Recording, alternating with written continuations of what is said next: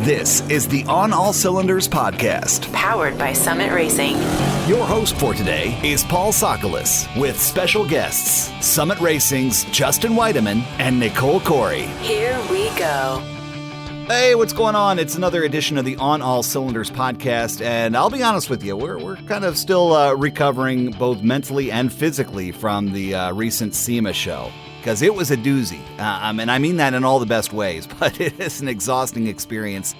So that's what we're going to be talking about today. We're going to be recapping the show, talking about some thoughts and some takeaways, as well as what the future may hold for the automotive aftermarket industry. And to do that, we brought in some industry veterans, Nicole Corey and Justin Weideman from Summit Racing. And folks, I think between the three of us, and especially if you include the PRI show, which happens a month later and is pretty similar, we've been to probably a couple of dozen of these events in the past, right? Oh, yeah. We are definitely battle-hardened SEMA and PRI attendees. Yeah, definitely you, Justin, more for PRI. I think I've been to maybe 8 SEMA shows between this job and my last job, so quite a few. Yeah, I think it's fair to say that we've seen a lot from SEMA shows of years past. But before we really dive into it, do either of you want to take a stab at explaining exactly what the SEMA show is and why a gearhead or a vehicle enthusiast might care about what's happening at the show? Ooh, I'll take a swing at this question.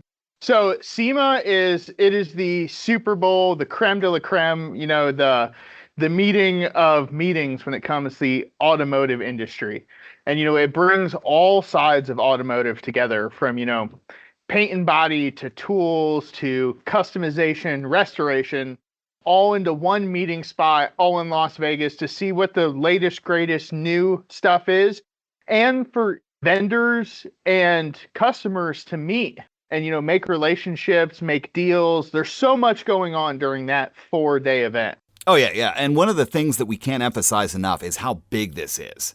Not only is the campus, the event space, huge, multiple buildings, you have to walk thousands of steps, and you really can't see it all in 1 week, but just also in the amount of people it brings in from all over the planet. Japan, Europe, Australia, India, China.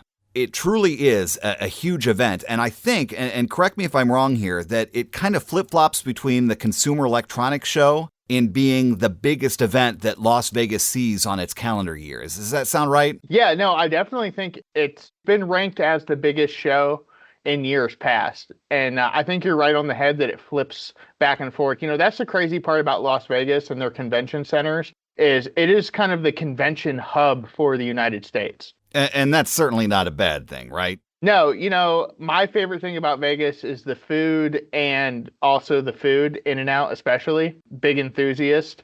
So, when you get to one place, a city that never sleeps, so there's business deals going on at all times of the night. But yeah, between that dry desert air and all the good food, you can't really beat Las Vegas for a central meeting location. I still didn't get In-N-Out though. Justin promised he was going to get me In-N-Out this time, but he did not. Also, I think that's really cool in Vegas is just going along the strip and just people watching personally. I think especially at the SEMA show, there's plenty of good people watching, good car seeing, and like all those vibes. Yeah, that really is a fascinating dynamic. During the day, you're in a collared shirt, suit, what have you, and you'll be talking with all sorts of industry representatives, everything from the state of technology to purchase orders, marketing, that sort of thing. And then at night, you'll bump into those same folks in jeans and t-shirts with a beverage in their hand, at a rock concert or casino. It really is a fun transition. Yeah, that's the thing is all the crazy business stuff going on during the day, the nightlife and energy matches that. So let's dive into the 2024 SEMA show. Now, we're still kind of in the afterglow of the COVID era. Certainly attendance during the pandemic took a hit, but I think it's fair to say that this might be the biggest show from an attendance standpoint that I've ever been to. I haven't seen official numbers from SEMA yet, but what do you think? I want to say when we were at the new product breakfast, I think they said it was like the most amount of maybe vendors and then the largest amount of attendees that they've ever had. I'd have to double check, but I could find the tweet. I know I tweeted about it, so I will give you 1 second. Yeah, the show seemed as busy as ever. As the week got on and kind of progressed more, the show definitely seemed to more pack in. And that's the other crazy thing that we had, last year and this year was SEMA Fest.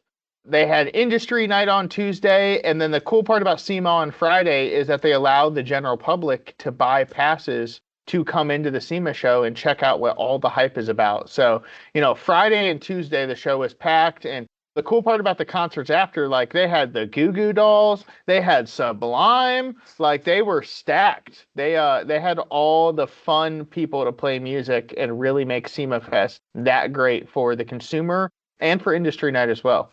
It was 2,400 exhibitors, which is the most in SEMA history, was at this year's show. It certainly felt like that as you walked around the show. And Justin, I wanted to mention that Fits and the Tantrums was also in that lineup. So they've got some bangers. Oh yes. My apologies. I didn't mean to fail you there, Paul. Just a personal favorite of mine. But before we get to talking about what we saw at the event, let's flip that question around. What was missing this year that you would have expected to see? I would say there was a shortage of classic muscle cars. I will say there's not a ton of late 60s, early 70s Detroit Iron around. I think we've made that kind of change over the last couple of years. Even I think there was more street rods, quote unquote, so let's say pre-war cars, than there was classic muscle, which is just kind of wild to show you how the industry's changed. I think the 80s was super on trend, like the 80s paint style with rainbow graphics. And then I think Toyota had the red and orange, yellow stripes to a lot of their vehicles. Like that was more in than the 60s and 70s era stuff. The 80s was kind of cool seeing all that paint and graphics on the vehicles. I personally liked that. As a late Gen Xer myself, I approve of all of that. But now that you bring it up, I don't think I saw a single Tri-5 as I walked the showgrounds. Maybe I saw at least something of that nature. So maybe a wagon or something, a Nomad. Riley's Nomad. That's our one Tri-5 of the show. Think about how many 57s we saw last year. I mean, we had Project X sitting in the Summit trailer, which again, I can just not still get over. We all watched Hollywood Nights growing up and we're obsessed with it. But yeah, again, the classic muscle era is definitely, the brands in that market are as strong as ever. But as for real steel cars, not a whole lot. But, and we can't stress this enough, it's not like the market is shrinking, far from it. We're just seeing a whole heck of a lot more G-bodies from the 80s and certainly third generation Camaro Firebird twins. Of course, we always have the Fox body shadow looming large over that entire decade as well. So plenty of awesome gearhead stuff. It's just, I think that time window is shifting ever upwards, right? Yeah. And, a lot of those cars, you have to think they're all 50 plus, they're approaching, quote unquote, retirement age. So you're going to see a lot more stuff from the 80s, 90s, late 70s. And that was definitely a pair. I do agree on the G-body thing.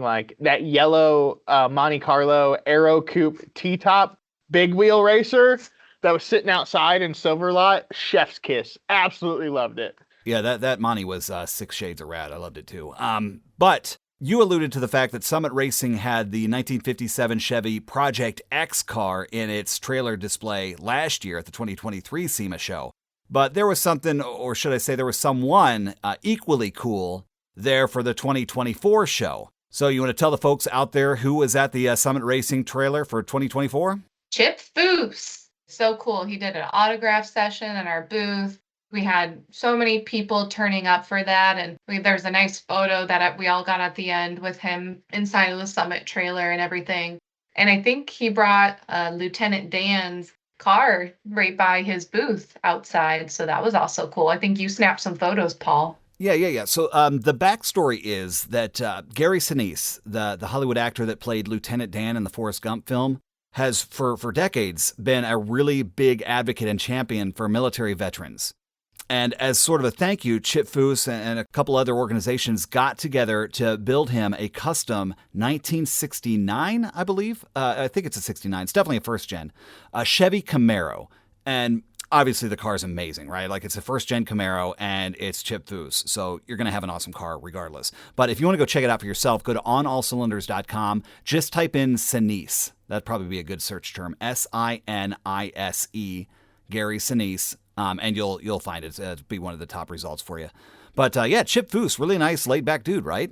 He's awesome. I want to be his best friend. And that was crazy. Our signing was an hour. It started at 11 o'clock, and we had people lining up at 10 to get an autograph from Chip. So if that's just a testament to his character, there's no other way to describe it. Like, people are willing to wait in line for an hour plus to meet him. Just a truly humble and an amazing talent. And again, if you want to check out that Camaro, just go to OnAllCylinders.com, look for that search bar, and type in Sinise, Sinise, and it'll be one of your top results. And we have tons of articles on OnAllCylinders.com from the show, in case you want to check those out too. There's so many photo galleries, a lot of the new products that popped out at the show. Make sure you definitely check that out. Yeah, if you want to see that, go to OnAllCylinders.com, look for that search bar, type in SEMA 2024, and that gives you a chance to find all the stories, the new products, the manufacturer displays and stuff that really stood out to us. And speaking of, that's a pretty good segue. What were some of those manufacturer and vendor displays that really went above and beyond the typical SEMA fare? Because I want to see if we're on the same wavelength. I have a couple in my mind already, but what do you find? I should say standout displays for me, some of the cool stuff I saw. I really loved the MP booth with all the vintage Volkswagen stuff. That was cool. I loved the team associated booth with the giant scale RC10 that was at PRI last year. And then they had a bunch of vintage kind of restored championship gold pan cars that were all beside it, which was really cool. But yeah, I really liked the new technology side of the show. So one of my favorite highlights was, our friend Ian Lane of Boostain, his Mustang was over there, and he's done a ton of work on a alternative race fuel. So it's essentially a bio race fuel. So that car was over in the future tech side of SEMA. It was cool to see that. And, it's not just all electric stuff over there. There's still some ICE stuff in the modern side. That was cool. They had an LP gas Cummins over there. Lots of fun things. I don't know. I liked all the Platinum Super Duties around the show as well. Out of all the big diesel trucks and kind of that big truck craze, it seemed for every one Dodge or Ford, there was 10 Platinum Super Duties. See, I'm surprised you didn't say anything about Big Debbie being at the show, about these big box vans that are everywhere. Like, is that going to be our new thing now? Are big box vans going to be the next craze? Like, are we going to see them more next year? I don't know. You loved Big Deborah outside. So guys, for a little bit of context on Big Deborah started out as a Little Debbie delivery truck somewhere in Texas. Someone bought it and restored it, and they painted a homage to Little Debbie on the side with a large framed model on the side of it, and it said Big Deborah. And it was super cool. It was super classy. I loved it. I would daily it as I ate Nutty Buddies with a smile on my face. I'm more of a Swiss cake roll man myself, but yeah, Big Deborah was tough to miss out there in front. But I'll throw it back to you, Nicole. Did any other vendor displays really jump out at you? I don't know necessarily any booths screamed at me. I think it was just more enjoying the floor and just looking outside quite a bit at the vehicles, like how I mentioned with like the big box vans. There was a lot of like realistic off-road vehicles. Like it looked like more rides that people were driving instead of just being like pretty show cars. I liked that. I guess if I had to say one, maybe Toyota, but I'm just biased because I loved all like the 1980s vibes they were giving inside there. So probably that, but I was just enjoying looking at all the different like concept vehicles and what was going around because that was what I was covering more. Yeah, I will say as Toyota, as the last of the Mohicans and the quote unquote big manufacturers displaying at the show, like I think Kia had a booth this year, which was kind of wild. Toyota has that same spot right at the top at Central Hall that used to belong to Ford. And, Toyota's been there the last 2 years. That two-door splash homage they had of the modern 4Runner turned into a two-door, chef's kiss. That was so well done. And then they had that Land Cruiser, too, which was just amazing. And then Rutledge's little Toyota, which we all love. It's hot pink. It's loud. It's gangster. I love it. I'm glad you brought up that Toyota 4Runner surf concept. If you want to see it at home, go to onallcylinders.com, type in 4Runner surf, and you'll be able to find it. But you missed the best part, man. It's a pop top. Remember how the early 4Runners had a removable top, like those early Blazers and Broncos and whatnot? Yeah, they made a concept of a two-door pop top 4Runner. So yeah, Toyota, if you're listening, let's make that a production option, please. Yes, I would not. I would sell so many things to buy one. Let's just hope Toyota is listening. But, they never build what we want. They build what will actually sell on a showroom floor. Something about it having a successful business model, I guess. But for me, I don't know if either of you got a chance to check out the Honda display. And I don't even think it was Honda official. I think it was just their motorsports division, HRC. But you walk in a couple of steps, and there you are looking at the Acura Le Mans car, the prototype car. And then you walk a couple more steps, and there's their Formula One car. A couple more steps, and then there's their Indy car. Look to your left, there's some off-road racing stuff. And look to your right, there's like a street spec Acura Integra Type S. I mean, if you needed a way to showcase the diversity of your racing programs, I think Honda nailed it there. Yeah, I definitely agree. Honda and I think racing pedigree go hand in hand. It doesn't matter if it has handlebars or a steering wheel. There's been at some point that one's been Honda powered, and it's won. Let's look past the manufacturers and vendors for a second and talk about a specific vehicle. Now, in ages past, a production vehicle has kind of taken the center stage. Remember when the Jeep Gladiator was launched? Every single booth had a Gladiator there. Same deal with the new Ford Bronco, the reborn Toyota Supra, the new Z car last year from Nissan. They were all over. So, did you notice a particular vehicle being like all over, omnipresent at the 2024 SEMA show? It depends. Do you want us to piss people off when we say what we saw a lot? Survey says Number one answer is on the board. Ding! Cybertrucks everywhere. Like, not to sound like a jerk, but wheels, tires, wrap. Maybe like some kind of other odd accessory or to a bull bar, a light bar.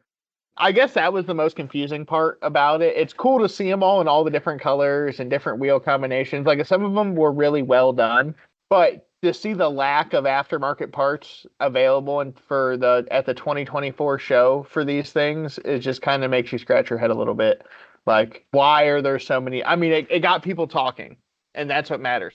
Yeah, and I think you just kind of touched on it. The Tesla Cybertruck is so new, and it's so different from everything else on the road that not only are manufacturers having trouble getting their hands on one to build off of, but they can't just go back to their old sheet of the previous generation truck and modify a current model in their catalog to fit the new truck. It's a clean sheet if ever there was one. Yeah, and I'm excited to see how that market develops, and I can't wait to see more rooftop tents on top of Teslas. That's really what I'm excited for. Justin's just going to get a Cybertruck next year, and that'll be our new project vehicle. Now, speaking of customizing a Tesla Cybertruck, racking out the focus a little bit more, what kind of customization trends did you notice at the show? It seems like in ages past, again, overlanding was the big thing for 1 year. And even last year, 2023, with the Maverick, the Ford Maverick, and the new Nissan Frontier, the sport truck thing was back. Rat rods, pro touring, slabs, donks. Did either of you notice any overarching trend that we need to keep our eye on? I think, I don't want to say large billet multi-piece wheels, but I saw a ton of away from the more classic, Boyd Coddington, Chip Foose style wheels to almost like a vintage hot, kidney beans and moon eyes and stuff like wheels of that similar, but in different fun fashions, like a 3-piece wheel. I thought that was really cool. Yeah, a lot of the lifted trucks, they had a lot of cool neon lighting. So at nighttime, like when we were walking back to our hotel, when they were all lifted up, some had bright green neon lighting kits. That was kind of cool. Even though I'm not super into all the lifted trucks, the beauty and how much time it took them to do all of the extra painting and setting up the lighting and doing everything, I definitely appreciated it more this year than in years past. Even looking at some of the trucks across from the Blueprint and Summit trailers out in Silverlot, a lot of painted control arms over powder coated stuff. So there was one that had a ton of deep bass boat flake in it. Also, I noticed a lot of people really hitting the CNC plasma tables hard and cutting really ornate, fancy, multi-layered control arms, that kind of stuff. That's very neat to see, kind of the fabrication and that kind of part of it, and have some more styling. Outside the South Hall, there was that amazing Impala with the whole car was engraved. Had the engraved blower and everything on it. Thing was just absolutely gorgeous. Yeah, that Impala might have been the highlight of the show for me. Again, you go to OnAllCylinders.com, type in SEMA 2024. I actually used that as the marquee shot for one of the stories. I think it was the bonus photo gallery. So type in SEMA 2024 into that search bar and scroll down until you see just a jaw-dropping red, like I want to say it's a 63 Impala, with like a highly polished Pro Mod style blower on it. You'll know what I'm talking about. The thing's just amazing.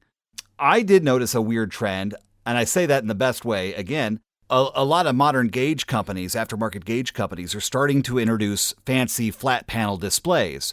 So what you would do as a customizer would rip out the old analog gauges and replace it with this massive flat panel display so you can get all sorts of telemetry and engine feedback and stuff. It's a really clever idea. But then here's the fun part. You've got this fancy, modern, super futuristic dash, and you can configure it to look like an old school analog gauge package like you'd have in a 60s era muscle car. So it was fascinating. I loved it because it was like an old meets new meets old again kind of thing. Yeah, that's one of the cool parts about everybody going to that flat style like LCD dash is the customization is endless. So no matter what you have, a Terminator, any of those, a Haltech, a Fuel Tech, it's all customizable.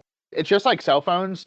Phones got smaller and smaller until we can figure out we could watch videos and stuff on them, and it was going to be our entertainment device. And then they started getting bigger and bigger, and now I walk around with a TV in my pocket. Same kind of deal. The bigger and bigger the dashes get, the more crazy gauge configurations you can get. All right, so was there anything at the show that kind of foreshadowed the next great big thing in the automotive aftermarket industry? Whether that's technology or a customizing trend or anything like that? Anything that kind of predicted what we'd see next year? I definitely think I saw a lot of Hemi parts this year. So I think third gen Hemi swaps. Other than that, I definitely think kind of like we touched on last year and kind of a little bit this year is that the 80s and 90s vehicles are just becoming more and more popular. And we're going to see a lot less, I think, of the classic muscle cars that all stick out in our head. More unique stuff, I think, coming in the future, but definitely more 80s and 90s, maybe even early 2000s vehicles. Yeah, I would probably agree with that. And then I hung out a little bit around the Battle of the Builders just to kind of see what was happening. And then I think the Young Guns, the guy who won it was either 60, I think it was a 69 Datsun that won. And I saw a lot of Datsuns this year, more than I have before. So maybe those will even be bigger like next year at the show. That would probably be my one takeaway, I would think. Speaking of Datsuns, Paul, tell the folks at home who you got the pleasure of meeting and interviewing. It's a really cool. Oh, he got to be a fangirl. I got to meet him last year, and it was so sweet. Yeah, I'm blushing over here because it was just a really incredible career highlight moment for me. Being both a Corvette and a Nissan Datsun guy, I got a chance to interview Peter Brock. Now, for those of you who are not familiar, Peter Brock sketched the initial drawings for the Stingray Racer that would ultimately become the 1963 split-window Corvette Stingray. And after that, he quit GM to go racing, then came back to Carroll Shelby and designed the Shelby Daytona GT car. And if that's not enough, he started his own racing team, BRE, Brock Racing Enterprises, and campaigned a bunch of Datsun 510s and Z cars throughout the late 60s and 70s. And it has never stopped, and it hasn't looked back. He's been a photographer, he's been a teacher, just an automotive icon and a legend. So again, if you want to go read what he had to say, visit OnAllCylinders.com, type in Peter Brock into the search bar, and yada, yada, yada. You'll find the story right there. But career highlight for me, for sure. Yeah, didn't you get lunch with him, too? Yeah, well, I felt bad. All right, so first of all, thank you to the folks at ATEC Motorsports for welcoming me into their booth, because they were the ones that brought Peter Brock in. I just kind of crashed the party. But in doing so, Mr. Brock said, well, I haven't had anything to eat. So I was like, man, don't let me hang you up. Let's go walk together. So we went just to the food court at the SEMA show, and we had lunch. And then after that, even better, like I'm walking around the show with Peter Brock. And it gets even better because then we go to like the Factory 5 booth that had a couple of Daytona replicas on display. And I'm sitting here talking to Peter Brock as he's walking through some of the design elements he put into the Daytona Coupe right in front of us. I mean, I don't have the courage to tell my boss that I'm pretty much coasting on this success for the remainder of the year, but, as long as he doesn't find out. Yep, I like it. And what a cool opportunity. And like, just all like the stories that man has is absolutely insane. Like I said, he's the father of the Stingray, and it is cool. Carroll Shelby's first employee. Yeah, just an amazing experience. But I want to get back to something you brought up real briefly. You pointed out the fact, and I agree with you, that there were a lot more Gen 3 Hemi parts on the display. A lot of manufacturers are making hop-up parts for the Gen 3 Hemi, which is all good news.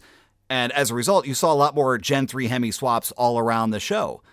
For example, I saw a Plymouth Scamp with a supercharged 392 in it, so it's delightful. But in a similar vein, is it fair to say that the LT Gen 5 engine from GM has usurped the Gen 3, Gen 4 LS as the go-to swap motor? Because it seemed like every other Camaro I saw had a Gen 5 LT in it. Was that just me, or is that happening?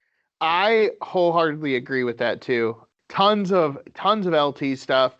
Kind of what limits direct injection is aftermarket injector availability. And I think as soon as that market becomes more available and the price of aftermarket direct injectors comes down, LT swap's the hot ticket. We're almost 10 years of LT. So 2014 is the first year.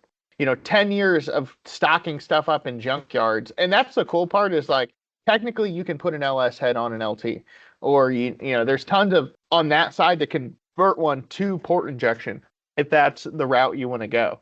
But yeah, no, I think LT and Eagle Hemis, so like 2011 and up Hemis I think those swaps are going to be doing the same thing like LS did in the early 2010s, and I think it's just going to blow up. So we've kind of talked about some cosmetic customizing trends. We just talked about some performance trends, engine swapping trends.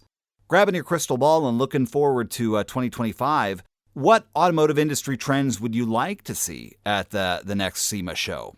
The thing I would like to see is more mini truck exploration. So even like on the side as the electric ones come out, like they have the F-150 Lightning and that kind of stuff. Like, so more, I shouldn't say mini truck, small truck revolution. So single cab short beds or single cab long beds and mini truck. I want to see more of that kind of lowered. The other thing we didn't touch on, Paul, that we forgot was the 2 DeLoreans at the show, which were absolutely amazing. And after seeing that F-250 polished, I want to polish a DeLorean. I know it's stainless and it's going to look a little different, but I think it would look just as gangster. That's funny you bring that up because I'm kind of personally a nerd for movie replicas, right? So one of those DeLoreans you're alluding to was done up in the obvious homage to the Back to the Future series, and a really, really well done execution. But at past SEMA shows, we've seen other Fast and Furious replicas. The 2023 one in particular had not one, but 2 Wagon Queen family trucksters from the Clark Griswold vacation films. I've seen Batmobiles, I've seen the Flying Tomato from Starsky and Hutch, but one car I've never seen at a show, and I know they exist, is an Ecto-1 Ghostbusters ambulance. So selfishly, things I want to look for at the 2025 show, not a great answer, but it's my answer. I want to see the Ecto-1. I might have to add maybe some more like twin turbo Miatas. There was one at the show this year. That could be fun. A little more twin turbo action next year. Weirdly enough, there was a lot of BMW at the show, so maybe there'll be more of that. I know it's not necessarily our core audience, but that is something I'd be interested in seeing. Maybe some more options for the Cybertruck. Clearly, it's going to be a thing. It's not going away. So maybe we need to get some more customizations for those. So maybe we'll see more of that next year. That'd be cool-ish to see. I can't wait to see a Cybertruck on Super Duty axles and 40s. It'll look just like a Hot Wheels, but just life-size. Maybe we have a mini and a life-size replica. I think I say this every year, being a gearhead that cut my teeth in the mid to late 90s sport compact explosion. I always want to see a resurgence of the sport compact, and certainly we're seeing them. You can't walk through the SEMA show and not see an Evo, an STI, or a R32, R34 Skyline GTR. But it kind of took an interesting turn this year because I didn't see much of that until I started looking around to the EV conversions, and there was a stunning, clean Honda EK Civic with an EV driveline swap. And then it kind of hit me. That's got to be orders of magnitude easier to swap in an EV into a front-wheel drive car than it would to be a traditional rear-wheel drive car where there's a drive shaft and a rear axle to contend with. So maybe that's how my fabled sport compact revival will happen. Maybe it's just going to be all electric. And you know what? I don't hate that idea. Yep. Yeah. Oh, speaking of sport compact craze, there's just so many things that you remember that you saw. SEMA week is wild, and it's almost like you go into Stockholm syndrome after, and you like lock down yourself to like positive thoughts. This is all okay. And then you start to remember more and more. Like you have like flashbacks. The RB26 swapped Mustang in the Meguiar's booth. It's the Mustang from the end of Tokyo Drift. Absolutely amazing. And like I said, it had a real RB in it, and the car was very movie correct, which was cool. Oh, yeah, I love that one too, because it had a slick, kind of subtle Shelby-style rocker stripe on it. And if you didn't look closely enough, you didn't realize it had RB embedded into the stripe. If you didn't have the hood open, you'd never know that there was a Nissan Inline 6 under the hood, right? Yeah, not until you opened it up and let it scream. So as we were talking about that Mustang, my little 30-minute alarm went off on my watch. Have we covered everything we want to talk about for the 2024 SEMA show? Is it a wrap? Yeah, I think we covered everything that needs to be covered. Again, it was a good show, had fun, can't wait for next year. It's just kind of a testament that, again, we talked about how we didn't see anything new, crazy, totally change the world like we did last year. But the show was as big as ever, and I think that kind of just shows where the industry is at right now. We're maintaining, and I think the thing about maintaining is after you maintain for a while, usually great innovation comes. So 2025, I think, is just going to be a killer year for the automotive industry. Yeah, I would agree. I think next year will be pretty awesome, and the show was really, really good this year. It was nice to get back out there and kind of explore and see what's new and trending, and obviously meeting Chip was probably my biggest highlight because I'm a big fan. I even got him to take a selfie with me and everything. So that was super fun. And just kind of hanging out with you guys at the show and just exploring and learning new things from you guys was definitely really cool. And like I said, we have tons of YouTube content and OnAllCylinders.com content. We have social coverage you can look back at if you wanted to see videos and photos and articles throughout the show. Highly recommend looking at it so then you can see what we were talking about a little bit between all of our social channels and the blog on All Cylinders. You will find no shortage of SEMA 2024 images, photos, etc. So highly recommend. And then you can see Justin's pretty face on YouTube and Paul's pretty face for the vendor videos. So we're give them some love. And that's about all the news that's fit to print, as they say. We've been talking about the 2024 SEMA show with Summit Racing's Justin Weideman and Nicole Corey. Thank you both so much for your time, and I'm sure we'll be together again at the SEMA 2025 show. Take care. I'll see you in my Cybertruck. Onward to 2025. This has been the On All Cylinders podcast. Powered by Summit Racing. Check out new episodes coming soon at OnAllCylinders.com. OnAllCylinders.com. Thanks for listening. See you next time.